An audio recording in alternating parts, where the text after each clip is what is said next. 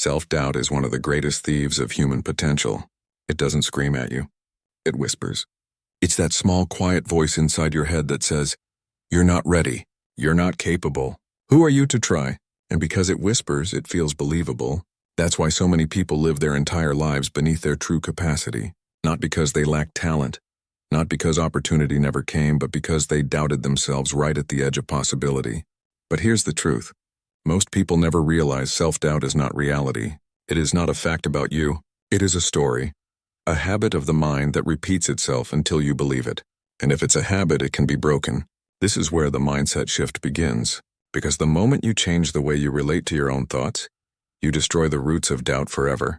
Every great thinker, every champion, every leader who ever walked this earth carried moments of doubt. The difference is they learned to master it before it mastered them.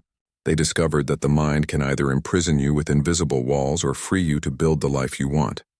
And that freedom comes not from waiting for confidence to magically appear, but from shifting how you think, how you interpret pain, how you respond to failure, how you choose to see yourself when no one else is watching. In this episode, we'll walk through 12 mindset shifts, each one a blade cutting into the fabric of self-doubt until nothing of it remains. These shifts will show you how to trust yourself when the world stays silent, how to transform pain into power, how to recover from setbacks without losing belief, and how to build daily habits that make confidence your natural state. They'll teach you to find balance between ego and humility, to visualize a future that silences fear, and to live each day with clarity of purpose. This is not theory. It's practice. It's a roadmap forged from ancient wisdom, modern psychology, and the lived experience of people who have walked through fire and come out stronger. If you embrace these shifts, you will no longer be the person who waits, who hesitates, who wonders if they're enough. You will be the person who knows. And once you know, doubt has no power over you. Stop seeking validation. Start trusting yourself. If you want to destroy self-doubt forever, you must begin here by cutting the root that feeds it, the constant search for validation. Most people don't realize how much of their lives are spent chasing the approval of others. We shape our choices to fit what our friends, family, or colleagues might say. We post online and wait for likes to confirm our worth. We hesitate in silence because we fear disapproval. And slowly, this dependence builds a cage, an invisible prison where self-doubt becomes the warden. Because when your confidence is built on what others think of you, it will collapse every time their opinion shifts. Think about how fragile that foundation is. People are inconsistent. They love you one day, criticize you the next. Their moods change, their standards change. Sometimes their judgment has nothing to do with you at all. It's just a reflection of their own fears and frustrations. Yet if your self-worth is tied to those fluctuations, then your sense of who you are will always be unstable. You'll always wonder, am I good enough today? This is why so many talented people stay small. Not because they aren't capable, but because they let self-doubt creep in through the doorway of other people's opinions. The shift begins the moment you decide that your voice carries more weight than the crowd's, that you no longer need applause to move forward. This doesn't mean arrogance, and it doesn't mean ignoring all feedback. It means knowing the difference between guidance that can sharpen you and validation that enslaves you. Champions, thinkers, and creators of history had mentors, yes, but they did not need permission to step into their path. They trusted their own conviction even when the world didn't see what they saw. The Stoics were clear on this. Marcus Aurelius wrote, "It never ceases to amaze me. We all love ourselves more than other people, but care more about their opinion than our own." That paradox is exactly what fuels self-doubt. You say you love yourself, yet you hand the authority over your worth to strangers, critics, or even loved ones whose views may be clouded. Why let them decide how far you go? Why let their limited vision limit your life? Imagine how many dreams have been buried in silence because someone waited for approval. The writer who never finished their book because no one cheered them on. The person who never spoke up in a meeting because they worried their idea wasn't good enough. The dreamer who never started the business because they feared laughter. In every case, the tragedy isn't lack of ability, it's lack of self-trust. They believed the lie of doubt because they were waiting for someone else to say, "You're ready." But here's the truth. No one will ever give you that permission. You must give it to yourself. So how do you start trusting yourself? By building evidence. Self-trust isn't just a mantra. It's a record you create with your own actions. Start by keeping the promises you make to yourself, no matter how small. If you tell yourself you'll wake up early tomorrow, do it. If you commit to writing a page, exercising for 20 minutes, or reaching out to someone you've been avoiding, follow through. Each act of consistency is a vote of confidence. a piece of evidence that says, I can rely on me. Over time, these votes accumulate until your trust in yourself is unshakable. And when that trust is strong, self-doubt has no soil left to grow in. This shift also requires a change in how you interpret silence and criticism. Silence does not mean you are unworthy. Criticism does not mean you are incapable. They are simply neutral signals. The silence of others is just the absence of noise, not the absence of value. The criticism of others is just an opinion, not a verdict. Once you stop giving these things power, you stop feeding the voice of doubt. There is a quiet, commanding strength in those who no longer seek validation. You can feel it when they walk into a room. They don't explain endlessly. They don't beg to be understood. They don't shrink when questioned. They move with the confidence of someone whose approval comes from within, and that kind of energy is magnetic. People end up respecting you more when you stop asking for their respect. So ask yourself right now, how much of your life has been lived for applause? How many decisions have you delayed because you wanted someone else to nod first? And more importantly, how would your life look if you stopped waiting? What would you do differently if you already trusted yourself enough? The mindset shift is this. Stop seeking validation. Start trusting yourself. When you make that decision, the cage begins to break. Doubt loses its authority. Because you've stopped giving it the fuel it needs, you no longer need the world's permission. You've chosen yourself. And that choice is the first step toward destroying self-doubt forever. Build mental strength like a champion. Self-doubt thrives in weakness. It grows in the cracks of an undisciplined mind, in the spaces where fear, fatigue, and hesitation have free rein. If you want to destroy it, you need more than positive affirmations. You need strength, not just physical strength, but mental toughness that carries you through uncertainty. This is why the second mindset shift is learning to build mental strength like a champion. Because champions don't wait for confidence to arrive. They create it through discipline, resilience, and a relentless refusal to quit. When we look at great athletes, thinkers, or leaders, it's easy to see their triumphs and forget the endless preparation behind them. We see the moment of victory, the gold medal, the breakthrough speech, the success story. But what truly defines them is the mental strength forged in silence. The runner who laces up at 5 a.m. when no one is watching. The writer who sits in front of the page day after day even when inspiration doesn't come. The leader who keeps making decisions in the face of uncertainty. These are not glamorous moments, but they are the ones that build an inner fortress against self-doubt. Mental strength does not mean you never feel fear or insecurity. Champions feel both. The difference is that they do not obey those feelings. They acknowledge them, but they move forward anyway. They know that waiting to feel ready is the fastest way to stay stuck forever. Readiness is not something you wait for. It is something you generate by acting in spite of uncertainty. And every time you do, you prove to yourself that self-doubt is lying. Stoic philosophy reminds us that the only true control we have is over our thoughts and actions. We cannot control what life throws at us. We cannot predict outcomes, but we can control how we prepare, how we respond, and how much effort we are willing to give. Building mental strength means shifting your attention away from fear of the unknown and toward the discipline of what is in front of you right now. Before we dive deep into the story, please hit the like button and subscribe my channel as an act of appreciation.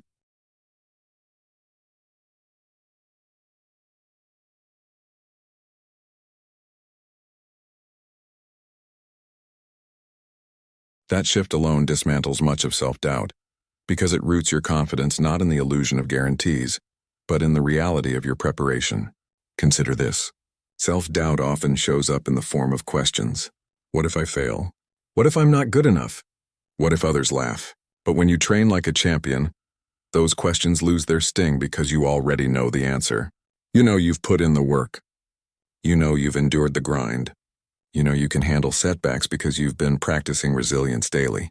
In other words, you stop needing certainty of outcome because you already have certainty of effort. That is the bedrock of real confidence. Practical application matters here. Building mental strength is not abstract. It happens in the little decisions. Choosing to finish the task when you'd rather quit. Choosing to face the uncomfortable conversation instead of avoiding it. Choosing to stick with the plan when distractions pull you in every direction. Each of these choices is like lifting a weight at the mental gym. At first it's hard, but repetition makes you stronger. And over time that strength becomes your natural state. Another critical piece of mental strength is recovery. Champions are not machines. They don't burn themselves to the ground. They understand that rest, reflection, and balance are part of toughness. Why? Because when you take care of your body and mind, you signal to yourself that you are worth investing in. That belief repeated daily crushes the voice of self-doubt because you've built evidence that you value yourself. So here's the mindset shift. Stop waiting to feel confident and start training your mind like a champion. Treat your doubts the way an athlete treats resistance as part of the training, not as a reason to stop. Build habits of discipline and recovery. Face challenges deliberately, not accidentally. Over time, you'll realize that confidence isn't something you hope for. It's something you earn. And when you've earned it, self-doubt has no room left to breathe. Ask yourself, where in your life are you training like an amateur, waiting, hesitating, excusing? And what would change if you began approaching your mind like a champion trains their body? With consistency, with focus, with the willingness to endure discomfort for growth. That is where doubt dies. That is where your strength is born. Turn pain into purpose that kills. Doubt. Self-doubt has a strange relationship with pain. For most people, pain becomes evidence that they are not strong enough, not good enough, not meant to succeed. When life hurts, whether through failure, rejection, loss, or disappointment, doubt rushes in to say, see, you weren't capable. You never should have tried. And that voice grows louder the more you resist pain, the more you treat it as a sign of weakness. But here's the truth. Pain is not the proof that you are failing. Pain is proof that you are alive, that you are stretching, that you are on the path of growth. And if you can transform the meaning of pain into purpose, self-doubt will wither, because every difficulty becomes fuel, rather than evidence against you. Think about it. Almost every person you admire has a story of pain that became the foundation of their purpose. The artist who used heartbreak to create timeless beauty, the leader who turned suffering into compassion and service, the athlete who turned injury into motivation for the greatest comeback. If they had listened to the voice of self-doubt, they would have stopped at the pain. But they didn't. They shifted. They redefined pain not as a signal to quit, but as a signal to create, to transform, to rise. The Stoics had a profound understanding of this. Marcus Aurelius wrote in Meditations, "The impediment to action advances action. What stands in the way becomes the way." What does that mean? It means pain is not an obstacle. It's the path itself. When you face difficulty, the mindset shift is not to ask, why me, but to ask, what is this here to teach me? Pain stops being something you endure and starts being something you use. And when you begin to use it, the grip of self-doubt loosens. There's a reason people who have gone through deep suffering often emerge with a strength that others envy. It's because they've learned what most avoid. That purpose forged in the fire of pain is unbreakable. A life without struggle may feel comfortable, but it rarely builds conviction. Conviction comes from scars. And once you have conviction, doubt has no power. So how do you actually make this shift? First, you must stop running from pain. Avoidance is the breeding ground of self-doubt. Every time you try to numb, distract, or escape, you're silently telling yourself you can't handle it. But when you face pain directly, when you sit with it, reflect on it, and ask what it demands of you, you prove to yourself that you are stronger than you thought. That proof rewires your relationship with yourself. Second, you must frame pain as a teacher. Instead of asking, what did this take from me? Ask, what can this give me? A rejection can teach resilience. A failure can teach strategy. A loss can teach empathy. The lesson is always there. But you only find it when you stop labeling pain as the enemy. Pain is not here to break you. It's here to shape you. Third, connect your pain to a greater purpose. Champions and leaders don't just endure suffering for themselves. They turn it outward, using it to inspire and uplift others. When you take the lessons you've learned in hardship and use them to serve, lead, or create, the pain no longer feels wasted. It becomes meaningful, and meaning is the ultimate antidote to doubt. Because when you know why you endured, the question of whether you are capable vanishes. Imagine your life if every painful moment you've ever experienced was not wasted, but woven into a story of purpose. Imagine looking back at heartbreak, failure, and rejection, not with bitterness but with gratitude because they equipped you to stand stronger today. That is the freedom of this mindset shift. You stop seeing pain as the evidence of your limits and you start seeing it as the pathway to your strength. The next time self-doubt whispers in the middle of pain when it says you can't handle this, you're not good enough, you should give up. Pause. Ask yourself instead, how can I turn this into purpose? What meaning can I extract that will make me stronger? That question flips the entire narrative. Suddenly, pain isn't proof against you. It's proof for you. Proof that you are being refined, not reduced. The mindset shift is simple but powerful. Pain is not the end of your story. Pain is the beginning of purpose. And when you choose to see it that way, self-doubt loses its greatest weapon. It can no longer use struggle to convince you that you're weak. Instead, every struggle becomes a reminder that you are capable of creating meaning no matter what life throws your way. That is how turning pain into purpose kills doubt permanently. Practice, surrender, and let go of what you can't control. One of the greatest sources of self-doubt comes from the illusion of control. We cling to outcomes, to people, to circumstances we wish we could bend to our will. And when they don't move as we expect, when life resists our grip, we begin to question ourselves. Maybe I'm not good enough. Maybe I should have done more. Maybe this failure is my fault. Doubt furs in that gap between what we want to control and what we actually can. The mindset shift that destroys this cycle is surrender, the ability to let go of what lies outside your command and focus entirely on what belongs to you. Your actions, your thoughts, your choices. Self-doubt often thrives because people waste their energy trying to manage the unmanageable. We cannot control how others feel about us. We cannot control the timing of opportunities. We cannot control the random turns of fortune or misfortune that life throws our way. Yet we exhaust ourselves trying. And when the world refuses to obey, we assume the problem must be us. This is a trap. The more you try to control the uncontrollable, the more powerless you feel and the more doubt you cultivate. The Stoics built their entire philosophy around escaping this trap. Epictetus said, "Some things are in our control and others not. If you confuse them, you will suffer." Modern psychology agrees. Anxiety and doubt escalate when you fixate on outcomes you cannot guarantee. But when you surrender to the reality of limits, when you accept that external results will never be fully yours, you reclaim your strength because what is in your control is always enough. Your effort, your perspective, your response. Think about the last time you obsessed over something outside your control.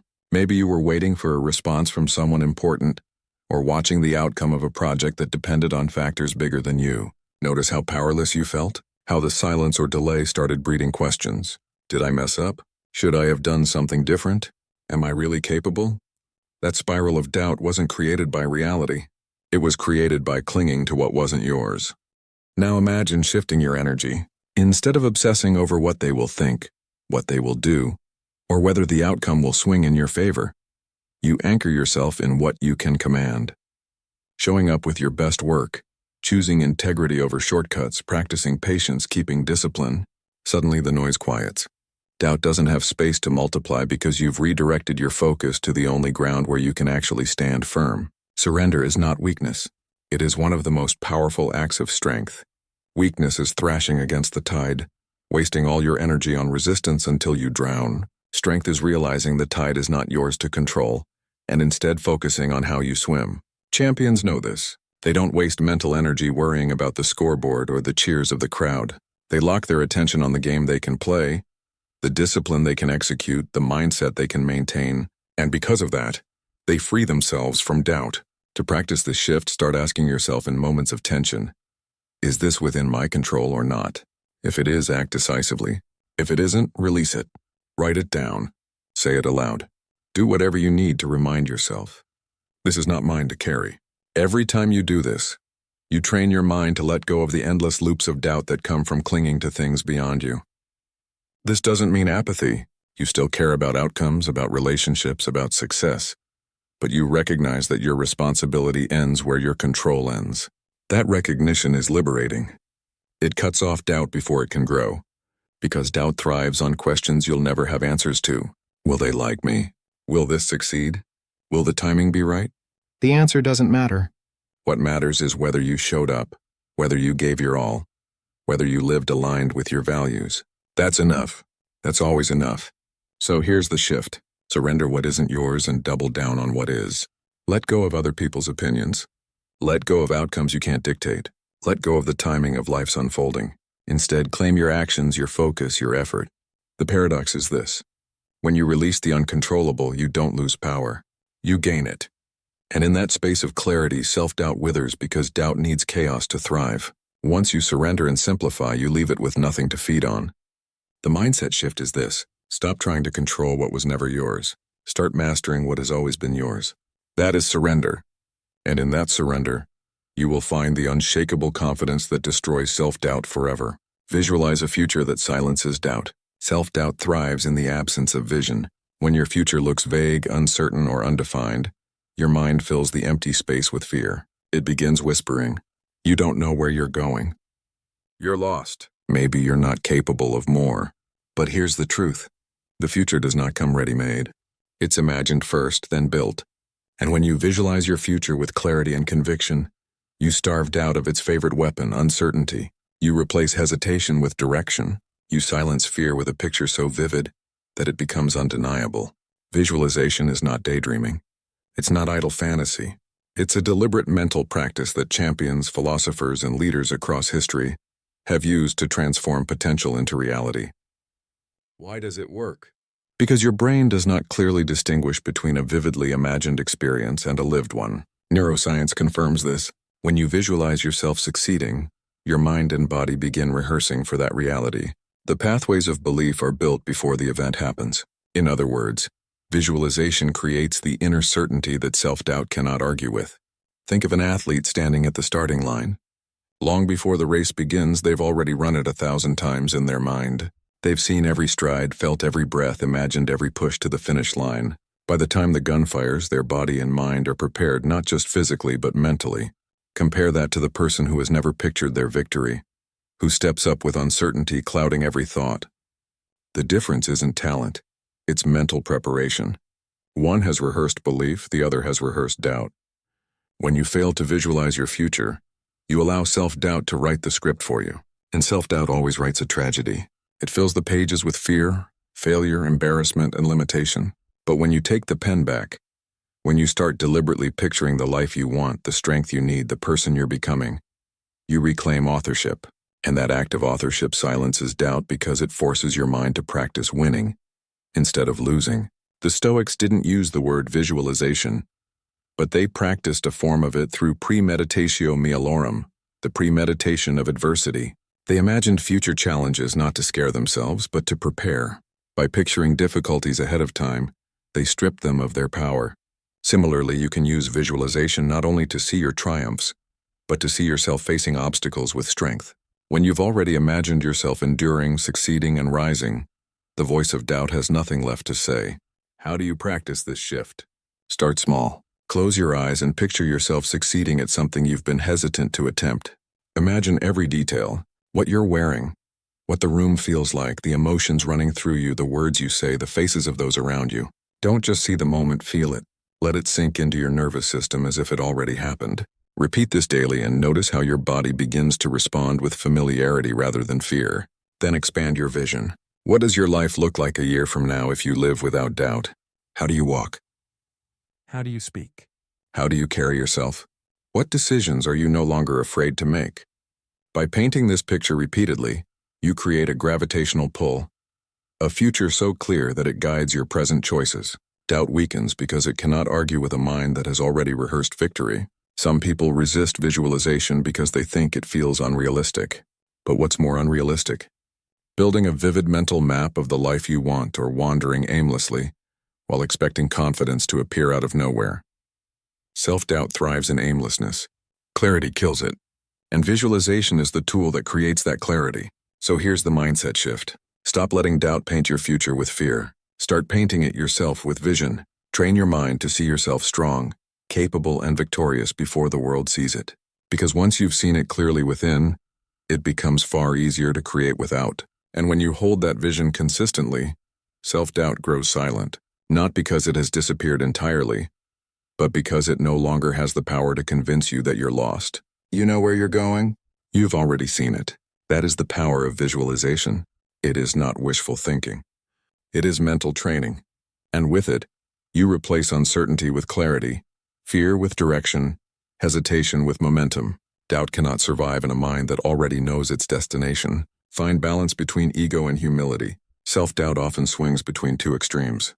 On one side, you shrink yourself with humility that becomes self-eraser. You undervalue your abilities, dismiss your achievements, and convince yourself you're unworthy.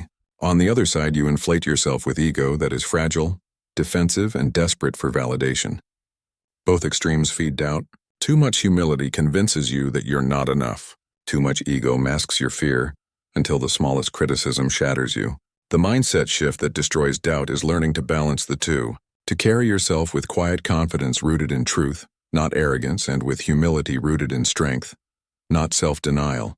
Let's be clear, ego itself is not the enemy. A healthy ego allows you to stand tall, to assert your worth, to defend your boundaries. Without it, you risk being walked over, ignored, or silenced. But ego, without humility, becomes blind. It makes you overestimate your abilities, deny your weaknesses, and live in constant fear of exposure. And ironically, the bigger your ego, the bigger your doubt. Because deep down, you know the image you project doesn't fully match reality. You're always waiting for someone to call your bluff. On the other hand, humility without balance is equally dangerous. It tells you not to speak up, not to try, not to believe in yourself because others might know better. You bow so low to the opinions of others that you erase your own. This false humility doesn't protect you. It paralyzes you. And self-doubt thrives in that paralysis. It whispers, "See, you stayed quiet because you knew you weren't good enough." The Stoics modeled balance beautifully. Marcus Aurelius, an emperor of Rome, wrote constantly about reminding himself that he was just a man, that power could vanish.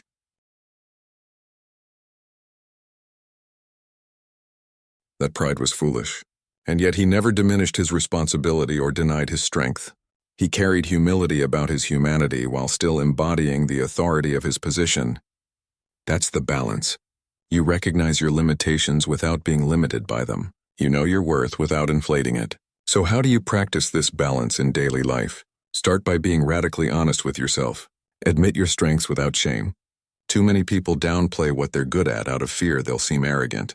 But hiding your gifts only feeds doubt. At the same time, admit your weaknesses without fear. Pretending you have none makes you fragile. When someone points them out, you collapse, but when you've already acknowledged them, they lose their sting. Honesty about both sides is what steadies you. Second, shift how you respond to praise and criticism. Praise should not inflate you beyond reality. Accept it, appreciate it, but don't let it define you.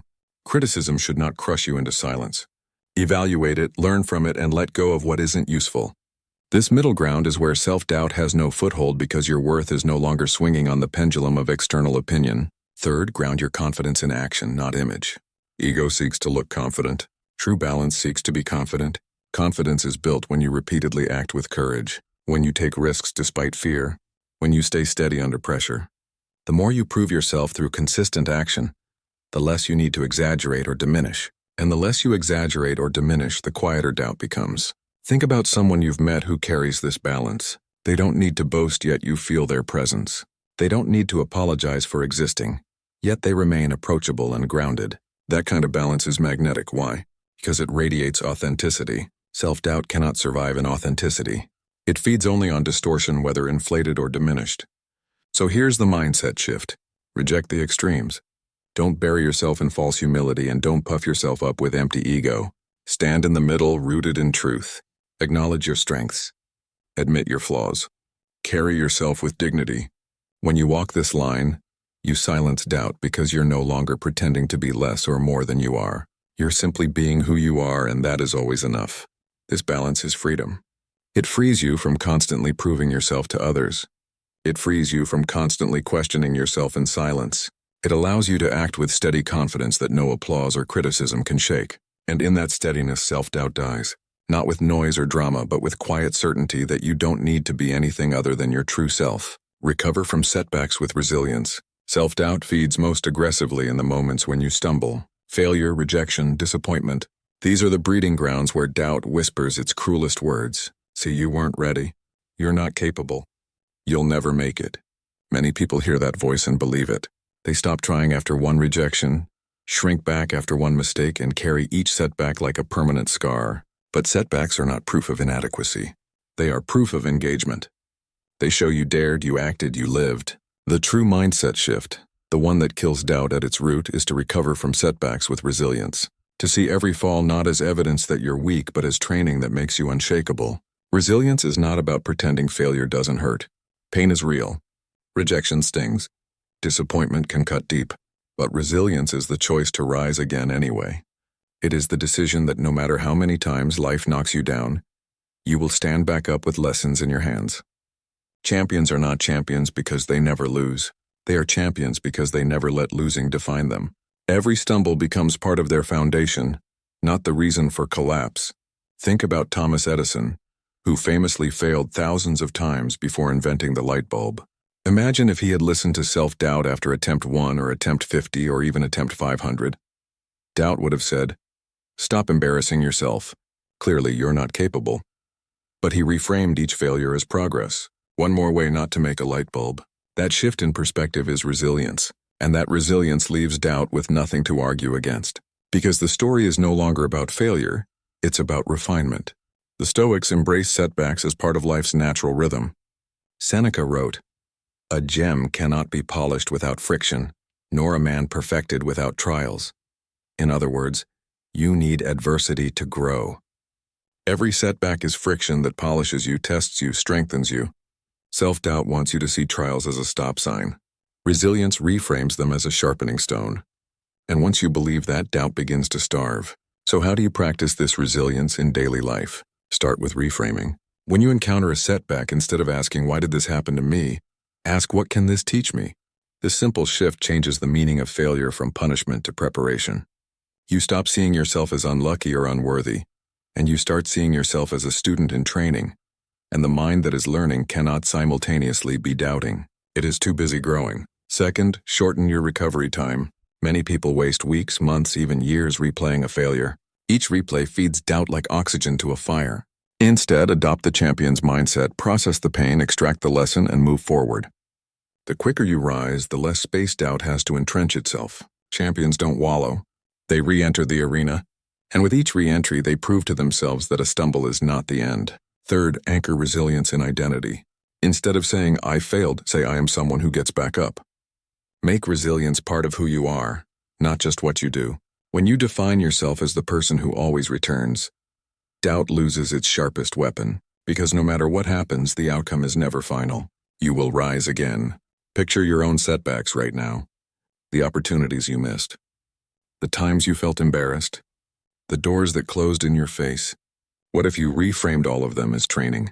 What if every rejection was practice for resilience? What if every failure was just weight on the barbell of your character, making you stronger with every lift? Suddenly, doubt story collapses. It cannot tell you you're finished because you've already chosen to keep moving. Here's the mindset shift. Setbacks are not evidence that you are incapable. They are evidence that you are in motion, that you are striving, that you are alive in the arena. Resilience turns them from wounds into wisdom, from losses into lessons. And when you embrace resilience, self-doubt loses its grip because it cannot defeat someone who refuses to stay down. So the next time you fall, remember the fall is not your identity. The rise is choose resilience. Stand back up. Each recovery adds another layer of proof that you are stronger than you once believed. And with enough proof, self-doubt has nowhere left to hide. Create daily habits for inner peace and confidence. Self-doubt doesn't usually appear as a thunderstorm crashing into your life. It creeps in slowly like fog. It grows in the small spaces you leave unguarded. The mornings you start in chaos. The days you drift without structure. The nights you end with restless thoughts. Without rhythm, without anchors, your mind becomes fertile soil for doubt. This is why building daily habits is not just about productivity or self-improvement. It is about survival. Habits create stability, and stability destroys doubt. Because when you know how your day is shaped, when you begin and end with practices that ground you, your mind has no space to spiral into insecurity. Think about it. Most doubt surfaces in moments of idleness. When you're lying awake, scrolling endlessly, procrastinating on the work you know you should be doing. In those gaps, your mind starts whispering, "You're falling behind. You're not disciplined. You're not enough." But when you fill those gaps with intentional habits, small acts of clarity, focus, and care, doubt loses its oxygen. You replace noise with order, confusion with direction. Daily habits are not glamorous. They don't get applause. No one will cheer when you meditate for 10 minutes, write a page in your journal, or stretch your body before bed. But these seemingly small rituals are bricks in the fortress of mental strength. They are daily declarations. I take myself seriously. I choose consistency over chaos. And every time you repeat them, you deepen your trust in yourself. Trust repeated becomes confidence, and confidence suffocates doubt. The Stoics understood this deeply. Marcus Aurelius wrote about beginning each morning by preparing his mind for challenges, reminding himself that he would encounter selfish, ignorant, and arrogant people.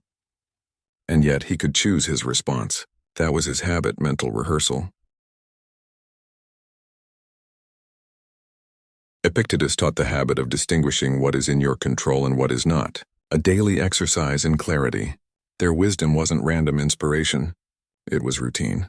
They treated philosophy not as something to think about occasionally, but as something to practice daily. Modern psychology agrees habits shape identity. When you do something every day, you're not just performing an action. You're telling yourself who you are. If you meditate daily, you're not someone who tries to be calm. You are a calm person. If you train your body daily, you're not hoping to be fit. You are an athlete in training. Identity built on habits is much stronger than identity built on fleeting emotions. And once your identity solidifies, doubt struggles to crack it. So what habits actually build inner peace and confidence? Start with the basics. Morning habits that ground you before the world makes demands. A short meditation, a gratitude list, or even 5 minutes of deep breathing. These create mental stillness that carries into the rest of your day. Then habits of discipline, consistent exercise, journaling, focused work blocks. These strengthen the muscle of self-control, proving to yourself daily that you can rely on you. Finally, evening habits that calm the mind. Reflection, reading, or simple routines that signal closure. When you end your day with peace, you begin the next one with strength. The power of these habits is not in their size, but in their consistency. Self-doubt loves inconsistency. It feeds on broken promises, on "I'll start tomorrow," on the guilt of stopping and starting over. But when your habits are consistent, even small, you build a chain of proof that you can trust yourself. That proof is louder than doubt's whispers. Ask yourself this. If your daily habits are seeds, what are you planting right now? Are you planting chaos, distraction, and inconsistency? Or are you planting clarity, peace, and discipline? Because the harvest will come either way. And when you build habits that align with your highest self, the harvest is confidence. So here's the mindset shift. Stop waiting for confidence to appear in the big moments. Build it quietly in the small ones. Let your habits be the architects of your mind. Each time you choose to follow through, you create inner peace. Each time you repeat, you create trust.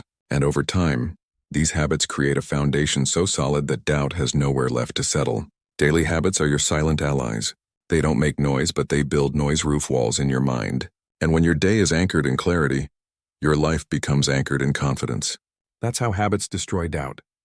Not with one dramatic action, but with 1,000 quiet repetitions. Master emotional control under pressure. Self-doubt is rarely born in calm, quiet moments. It shows up in the heat of pressure, the job interview where your voice shakes, the performance where your heart races, the argument where your emotions take over. In these moments, your emotions become louder than your reason, and doubt seizes the opportunity to whisper, "See, you can't handle this. You're not in control." That's why one of the most critical mindset shifts for destroying self-doubt forever is learning to master your emotions when the stakes are high. Because when you can stay calm under pressure, you send yourself the clearest possible message. I can trust me. And that trust dismantles doubt at its core. Emotional control does not mean suppression. Suppression is denial. It's pretending you don't feel what you feel. But denial always backfires. Suppressed emotions don't disappear. They resurface stronger at the worst possible time. True control means awareness. It means noticing the surge of fear, anger, or anxiety and choosing not to let it drive the car. You acknowledge the feeling, but you remain the one holding the wheel. That ability is what separates those who crumble under pressure from those who shine. The Stoics practice this daily. Epictetus taught that it is not events themselves that disturb us, but our judgments about them. Pressure itself is neutral. A stage, an interview, a confrontation. None of these contain fear in themselves. Fear comes from the story you attach. I might fail. They might laugh. I might lose everything. Once you realize emotions are born from interpretation, you can begin to rewrite the story. Instead of "this pressure is unbearable," you tell yourself, "this is my chance to rise." That reframing alone can silence the voice of doubt because it changes pressure from a threat into an opportunity. Think about the great athletes who step into the final moments of a championship game. The crowd is roaring. The clock is ticking. Everything is on the line. Most people would crumble under that weight, but champions remain composed. Why? Because they've trained their emotional control. They've rehearsed pressure so many times in their mind and in practice that the game does not shake them. They still feel the nerves, but the nerves don't own them. That composure is confidence.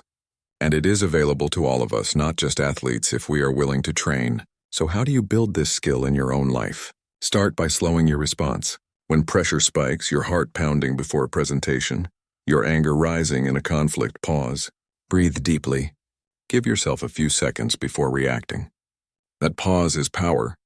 In that gap, you remind yourself that you are in control, not your fear.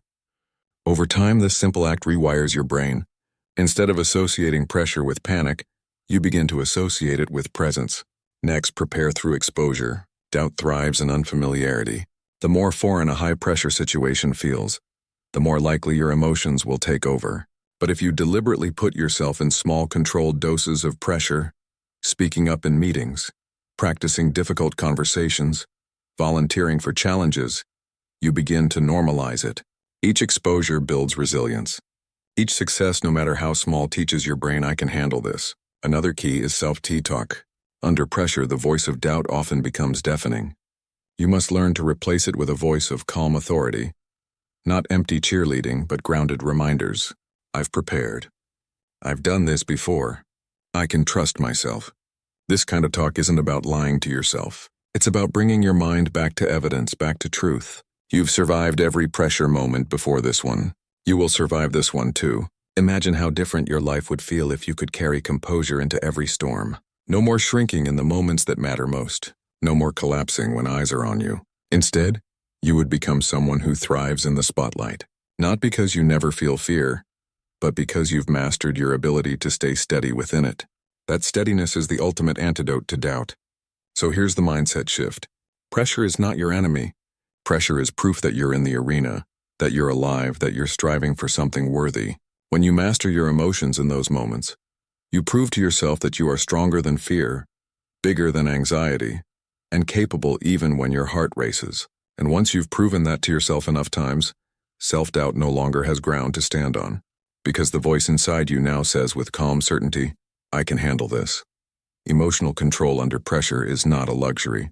It's the skill that transforms self-doubt into self-rust. Train it, practice it, live it.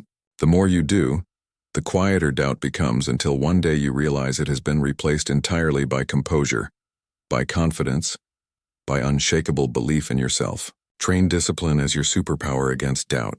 If there is one truth about self-doubt, it's that it grows strongest in the absence of action. When you hesitate, procrastinate, or break promises to yourself, doubt multiplies. It feeds on inconsistency. It whispers louder every time you say you'll do something and then don't. Over time, it convinces you that you can't trust yourself, that you're unreliable. When you promised yourself you'd finish a project and you did. When you overcame the urge to quit and pushed one step further. Those moments are confidence built from evidence, and discipline is how you create that evidence every single day. The Stoics lived by discipline. Their entire philosophy was rooted in self-control over thoughts, desires, and actions. Epictetus taught that freedom is impossible without discipline because without it, you are a slave to impulse. And what is self-doubt if not an impulse of the mind? A reflex that rises whenever you face uncertainty. With discipline, you don't wait for motivation. You don't wait to feel ready. You simply act because that's who you've trained yourself to be. Training discipline begins small. It might be waking up at the time you said you would, even when your body begs for 5 more minutes. It might be sticking to a study schedule, finishing a piece of writing, or saying no to distractions. Each of these is like lifting a weight for your mind. At first it feels heavy, uncomfortable, but with repetition it becomes natural. And as your discipline grows, so does your belief in yourself. The connection between discipline and doubt is simple. Every time you follow through on a commitment, you prove to yourself that you are reliable. Doubt says you won't. Discipline answers, I did. Doubt says you're weak. Discipline answers, I've trained my strength. Over time, doubt's voice becomes irrelevant because the evidence of your discipline drowns it out. There is another layer here. Discipline creates consistency, and consistency is what transforms identity. A person who meditates daily doesn't just practice calm, they become calm. A person who writes daily doesn't just try to be a writer, they are a writer. A person who exercises consistently doesn't just hope to be healthy, they embody health. And once identity is reshaped through discipline, self-doubt no longer fits. It cannot survive in the presence of a self that has been proven through repeated action. So how do you apply this practically? Pick one area of your life where doubt is loudest. Maybe it's your work, your health, your creativity. Then choose one simple, repeatable action in that area. Commit to it daily, no matter how small. Don't wait for motivation. Motivation is fleeting. Discipline is permanent. Over time, this small act compounds into evidence. And evidence is what silences doubt. Here's the mindset shift. Discipline is not punishment. It is self-respect in action. It is the declaration that your goals, your dreams, your commitments matter enough to follow through. And each time you honor them, You prove to yourself that you are stronger than hesitation. That proof is how you destroy doubt, not in one dramatic moment, but in the steady rhythm of daily discipline. So the next time doubt whispers, you can't respond with discipline. Act anyway. Each action becomes a brick in the wall between you and insecurity. Build that wall high enough, and one day you'll look back and realize doubt has been locked out entirely. That's the superpower of discipline. It doesn't just silence doubt. It eliminates the need to question yourself at all. Reframe failure as growth, not proof of inadequacy. Failure is the favorite weapon of self-doubt. When things don't go as planned, when you fall short, make mistakes, or face rejection, doubt doesn't hesitate to step in. It whispers, "See, you weren't good enough." This is proof. You should have never tried in the first place. For many people, that single moment of failure becomes a verdict on their entire identity. Instead of treating failure as an event, they wear it like a label. And nothing feeds self-doubt more than believing failure equals inadequacy. The mindset shift that destroys this is learning to reframe failure, not as proof of weakness, but as undeniable evidence of growth. Let's start here. Failure is not optional. If you live, if you act, if you attempt anything of significance, failure is guaranteed. The only way to avoid failure is to avoid trying at all, which means to live so small that you suffocate in mediocrity. But here's the paradox. The more you risk failing, the more you grow. Failure isn't the end of progress. It is progress disguised as a lesson. Once you reframe it this way, failure stops being ammunition for doubt and becomes fuel for resilience. Think about a child learning to walk. They stumble, fall, and cry dozens of times before they ever take a steady step. If we judge them by the same harsh standards we use on ourselves, we'd say, "Look at all these failures. Maybe they're not cut out for walking," but no one says that. We recognize falling is the process. Each fall strengthens the legs, improves balance, teaches the brain, and eventually the child walks, then runs. The same principle applies at every stage of life. Failure is falling forward. It is not proof that you're unworthy. It's proof that you're moving. History is full of examples of people who redefined failure. Michael Jordan, often called the greatest basketball player of all time, once said, "I've missed more than 9,000 shots in my career. I've lost almost 300 games. 26 times I've been trusted to take the game-winning shot and missed. I've failed over and over and over again in my life. And that is why I succeed." Notice what he did. He reframed failure as training. Every miss was practice for victory. If he had treated each miss as proof of inadequacy, he would have quit long before he became a legend. The Stoics also taught this perspective. Seneca reminded us that setbacks are part of the human condition, not a personal curse. Marcus Aurelius wrote that obstacles are not interruptions to life. They are life. If you interpret failure as an attack on your worth, you will collapse under it. But if you interpret it as part of the process, doubt has no ground to stand on, because doubt relies on the idea that failure diminishes you. Once you see failure as growth, that idea dissolves. So how do you train this mindset? First, separate the event from the identity. Failure is something that happened, not who you are. Saying "I failed" is radically different from saying "I am a failure." One is an experience, the other is a false identity. Refuse to give failure that much power. Second, extract lessons deliberately after every setback. Ask, what can I learn here? What will I do differently next time? This transforms failure into feedback, and feedback builds improvement. Third, normalize failure by exposing yourself to it often. The more you attempt, the more you'll stumble, but over time, stumbling becomes familiar. It stops feeling like proof of inadequacy and starts feeling like part of the rhythm of growth. Every successful entrepreneur, athlete, and artist has stacks of failures behind them, but they reframed them as tuition for greatness. Imagine if you carried this mindset into your own life. Every rejection letter becomes proof you're applying, putting yourself out there. Every lost deal becomes training for the next negotiation. Every mistake at work becomes a chance to sharpen your skills. In this frame, failure isn't something to fear. It's something to collect, because each one adds strength to your story. Here's the mindset shift. Failure is not the opposite of success. Failure is the price of admission for success. Each setback is evidence that you are trying, learning, moving. Once you begin to see failure as growth, doubt loses its sharpest tool. Because doubt can no longer use mistakes as proof against you. They've already become proof for you. So the next time you fall short, refuse to wear it as a label. Instead, see it as a lesson, a stepping stone, a teacher in disguise. That reframe destroys doubt, because you no longer argue with failure. You embrace it. And once you do, every failure becomes another reason to believe you are on your way, not proof that you should quit. Live each day with purpose and clarity. The final mindset shift that destroys self-doubt forever is learning to live each day with purpose and clarity. Why? Because self-doubt thrives most in confusion. It grows in the fog, when you wake up not knowing what matters.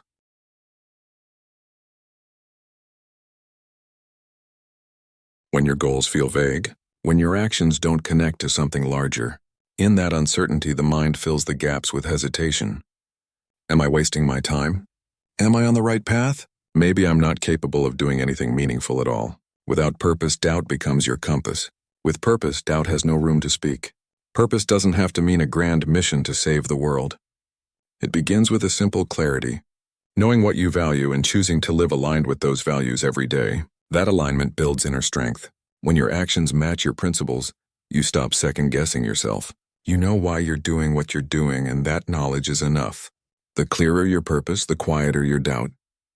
Marcus Aurelius, emperor and Stoic philosopher, began each morning reminding himself of who he wanted to be and how he wanted to live. He knew the day would bring challenges, distractions, and negativity. But by anchoring himself in clarity first, he stripped those obstacles of their power. That's the lesson.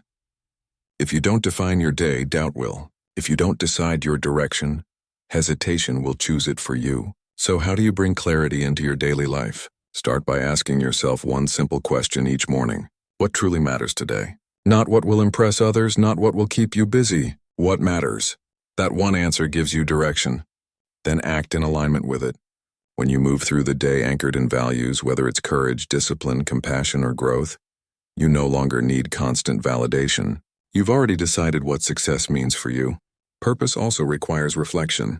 At the end of the day, look back and ask, did I live in alignment with what I value? If yes, celebrate it.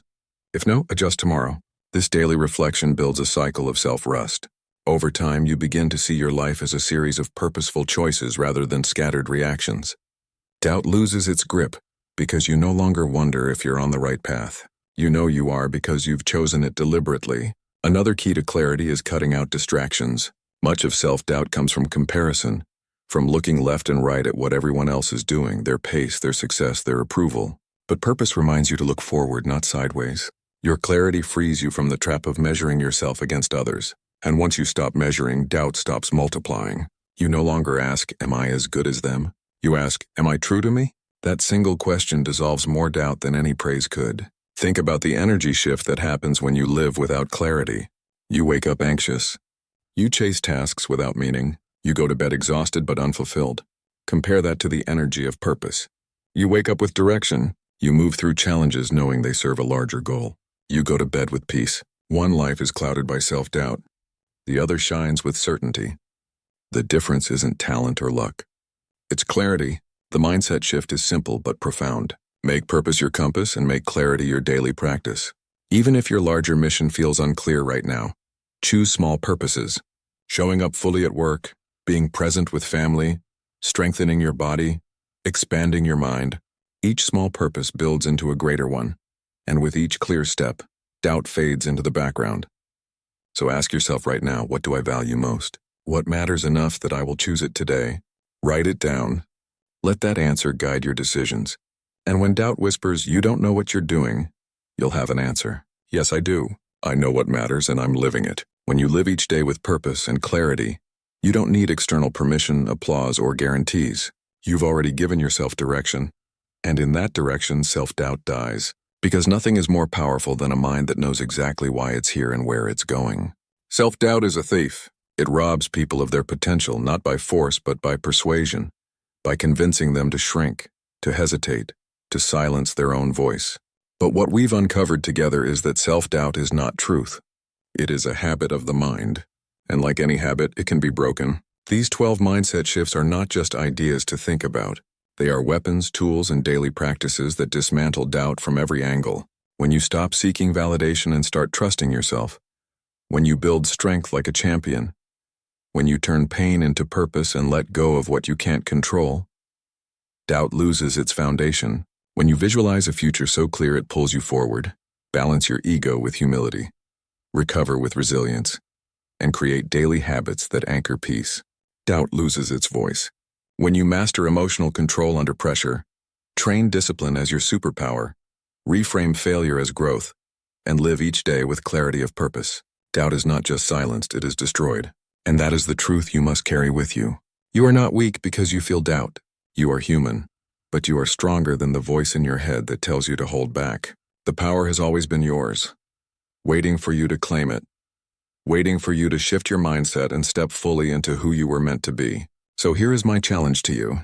Do not let this be just another episode you listened to and forgot. Pick one shift, just one, and practice it today. Keep that promise to yourself. Write down that vision. Reframe that failure. Anchor yourself in that habit. Let today be the day you choose trust over hesitation, and when you do, you'll begin to feel something extraordinary. The quiet confidence of someone who no longer waits for permission to live. If this episode spoke to you, share it with someone who needs to hear it.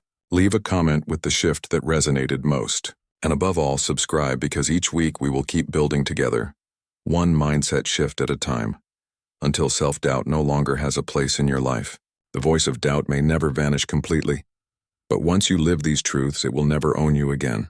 The power to destroy self-doubt forever is already in your hands. The question is, will you use it?